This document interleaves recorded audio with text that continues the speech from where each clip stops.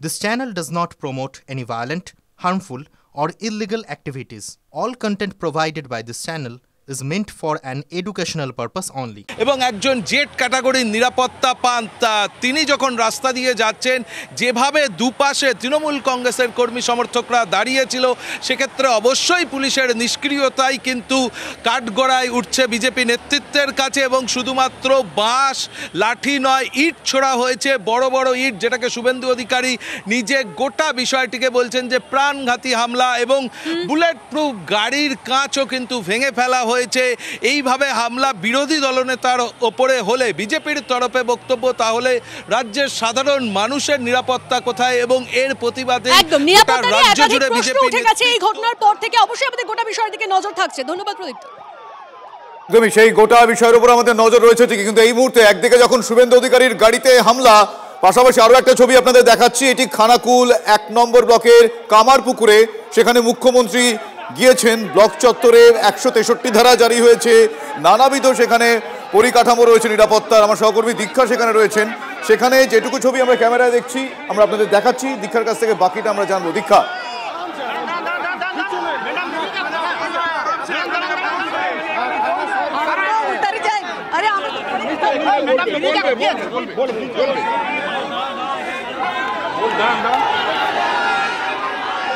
আরো একবার যোগাযোগ করার চেষ্টা করব, আপনাদের ছবিটা দেখাই পরপর। একদিকে শুভেন্দু অধিকারীর গাড়িতে তার কনভয় হামলা, অন্যদিকে কামারপুকুরে মমতা বন্দ্যোপাধ্যায় পৌঁছে গিয়েছেন।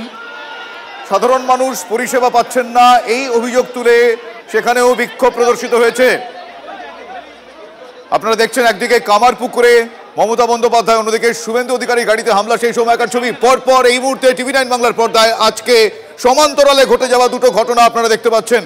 আমার সহকর্মী দীক্ষা রয়েছেন আমাদের সঙ্গে, এই মুহূর্তে দীক্ষার সঙ্গে যোগাযোগ করার চেষ্টা করেছি আরো একবার। দীক্ষা, আমার কথা শোনা যাচ্ছে? দীক্ষা, এই মুহূর্তে সেখানকার ছবিটা একটু বর্ণনা চাইবো। দীক্ষা, একদমই শোনা যাচ্ছে।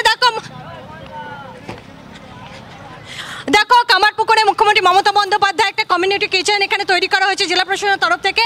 সেখানে মুখ্যমন্ত্রী নিজের হাতে খাবার পরিবেশন করলেন, এবং আমরা জানি যে আজকে বন্যা কবলিত এলাকাগুলো মুখ্যমন্ত্রী পরিদর্শন করবেন, এবং সেই উদ্দেশ্যেই তিনি দিল্লি থেকে কলকাতা বাড়ি থেকে রওনা হয়েছেন। কামারপুকুর হয়ে আরামবাগ, খাটাল, বিভিন্ন জায়গায় তার পরিদর্শন করার কথা।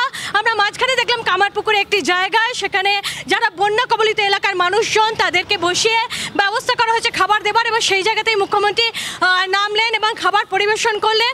এবং আমরা দেখলাম যে মুখ্যমন্ত্রী সেই খাবার পরিবেশন যে করলেন, সেই জায়গায় মুখ্যমন্ত্রী নিজে হাতে সবাইকে কিন্তু সেই খাবার পরিবেশন করলেন। এবং আমরা সেই জায়গায় দেখতে পাচ্ছি যে মুখ্যমন্ত্রী খাবার পরিবেশন করার পরে এবারে কামারপুকুর মঠের দিকে রওনা দিচ্ছেন, আমরা সেইটাই দেখতে পেলাম।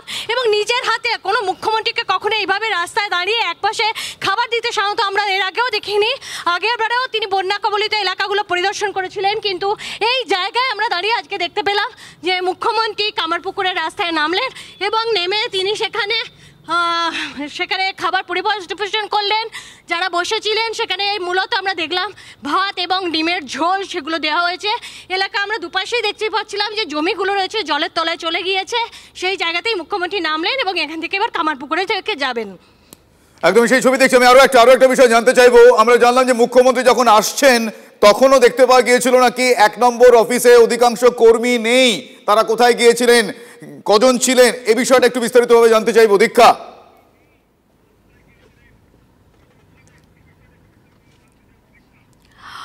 দেখো এরকম কোনো কিন্তু তথ্য আমাদের কাছে অন্তত নেই, কারণ আমরা মুখ্যমন্ত্রী যখন বেরিয়েছেন, মুখ্যমন্ত্রীর একটু সময় এগিয়ে এসছে। মুখ্যমন্ত্রীর সময় এখানে যারা জানতেন ডিস্ট্রিক্টকে, সেইভাবে তারা জানতেন মুখ্যমন্ত্রীর এখানে ঢোকার টাইম আর একটু পরে। মুখ্যমন্ত্রী আগে বেরিয়ে এসছেন, অর্থাৎ মুখ্যমন্ত্রী বাড়ি থেকে যখন বেরিয়ে এসছেন তারপরে কিন্তু আমরা রাস্তায় প্রচুর লোকজনকে দেখতে পেয়েছি, যারা মুখ্যমন্ত্রীকে আমরা যেভাবে সাধারণভাবে দেখতে পেয়ে থাকি। মুখ্যমন্ত্রী যখন বেরোন সেখানে জনস্রোত যেভাবে, সেই ছবি কিন্তু আমরা পেয়েছি। এবং শুধু তাই নয়, যেখানে আমরা দাঁড়িয়েছিলাম বা এখনো যেখানে দাঁড়িয়ে আছি কমিউনিটি কিচেন যেটা আমরা দেখতে পাচ্ছি, সেই জায়গায় কিন্তু জেলা পুলিশের তরফ থেকে কমিউনিটি কিচেন তৈরি করা হয়েছে পশ্চিমবঙ্গ জেলা পুলিশের তরফ থেকে। এটা হচ্ছে হুগলি রুরাল পুলিশের অধীনে পড়ে সেই কমিউনিটি কিচেন, কিন্তু সেখানে যারা বন্যায় কবলিত তাদেরকে খাওয়ানো হচ্ছে, এবং মুখ্যমন্ত্রী সেটা দেখতে পেয়ে নিচে নামলেন, নিজে নেমে সেখানে পরিবেশন করলেন। ফলে এই যে ব্যাপারটা, সেখানে টাইমিং এর একটা সমস্যা হয়েছে, কারণ মুখ্যমন্ত্রীর বেরোনোর সময়ে এবং জেলার কাছে একটা খবর থাকে, এবং মুখ্যমন্ত্রী বেরোন কিন্তু অনেক সময় নিজের মতন করে বেরিয়ে যান। বুঝতে পেরেছি, সেই কারণে বোধহয় সময়ের একটু তারতম্যে এইটা মনে হয়েছিল, কিন্তু এবার বলো এরপর এক্স্যাক্টলি আর কি কি কর্মসূচি তার রয়েছে, ইমিডিয়েট নেক্সট কি কি কর্মসূচি রয়েছে?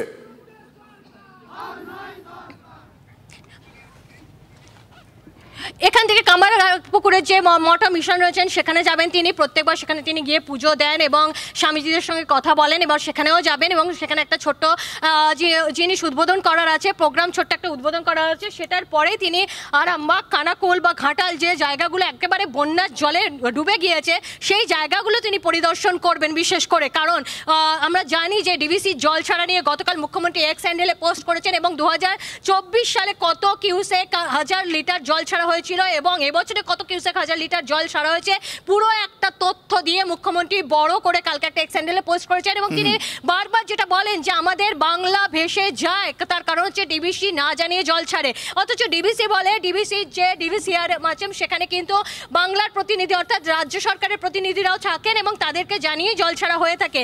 কিন্তু এটা দেখা যায় যে যখনই বন্যা হয়, অতিরিক্ত বৃষ্টি হয়, তখন জল ছাড়ার ফলে বিশেষ করে হুগলি, হাওড়া, পশ্চিম মেদিনীপুরের কিছু অংশ, ঝাড়গ্রাম পুরো জলের তলায় চলে যায়। বিশেষ করে খানাকুল, আরামবাগ এই সমস্ত এলাকাগুলোর পরিস্থিতি এতটাই হয়ে যায় যে মানুষ, কালকেই আমরা একটা জায়গা দেখছিলাম ছবি, যে শবদেহ নিয়ে যেতে হচ্ছিল তাদেরকে ভেলায় করে। ফলে এই যে পরিস্থিতি তো তৈরি হয় এবং সেটার জন্য মুখ্যমন্ত্রী আরো ডিভিসিকে ছাড়া একেবারে এটাই হচ্ছে অন্যতম মুখ্য উদ্দেশ্য।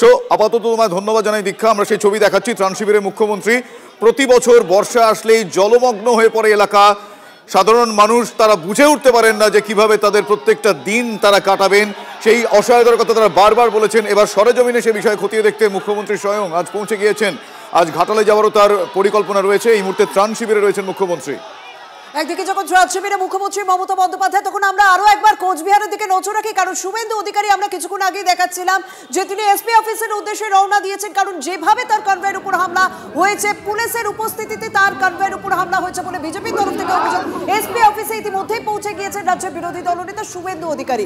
আমার সঙ্গে রয়েছেন সহকর্মী সুমন। আর সুমন, একটা বিষয় যে সেই কনভয় যেখানে রাজ্যের বিরোধী দলনেতা শুভেন্দু অধিকারী রয়েছে, যার জেড ক্যাটাগরি নিরাপত্তা রয়েছে, তার পাশাপাশি প্রাক্তন কেন্দ্রীয় মন্ত্রী নিশীথ প্রামাণিক তিনিও ছিলেন, তাহলে